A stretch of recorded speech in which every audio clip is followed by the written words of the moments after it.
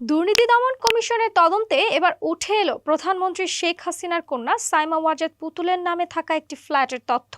রাজধানীর অভিজাত এলাকা গুলশান ১ নম্বরে অবস্থিত ওই ফ্ল্যাটটি জব্দের নির্দেশ দিয়েছেন আদালত। ফ্ল্যাটটির দলিল মূল্যে ৫৭ লাখ টাকা বলে দুদকের সূত্রে জানা গেছে।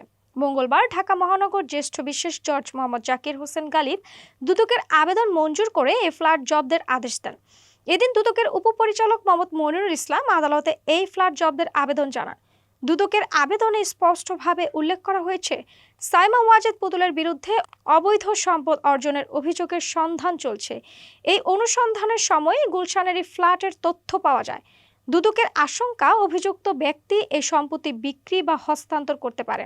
তাই সুষ্ঠু তদন্তের স্বার্থে ফ্ল্যাটটি জব্দের আদেশ দেওয়া অত্যন্ত জরুরি। এর আগে গত ৫ই মার্চ সাইমা ওয়াজেদ পুতুলের প্রতিষ্ঠিত সূচনা ফাউন্ডেশনের ১৪টি ব্যাংক অ্যাকাউন্টে থাকা ৪৮,৩৫,০০,০০০ টাকা অবরুদ্ধ করার নির্দেশ দেন আদালত।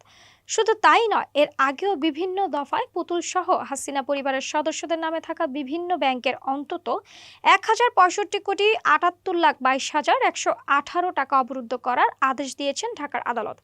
এদিকে ২৭শে এপ্রিল প্লট বরাদ্দ দুর্নীতি মামলায় সাইমা ওয়াজেদ পুতুলের বিরুদ্ধে ইন্টারপোলের মাধ্যমে গ্রেফতারি পরোয়ানা জারির আদেশ দেন আদালত। একের পর এক আইনি পদক্ষেপ প্রমাণ করে দুর্নীতি দমন কমিশন এই মামলার তদন্তে অত্যন্ত গুরুত্ব দিচ্ছে। সাইমা ওয়াজেদ পুতুলের ফ্ল্যাট জব্দের এই নির্দেশ তদন্ত প্রক্রিয়ায় নতুন গতি আনবে বলে ধারণা করা হচ্ছে।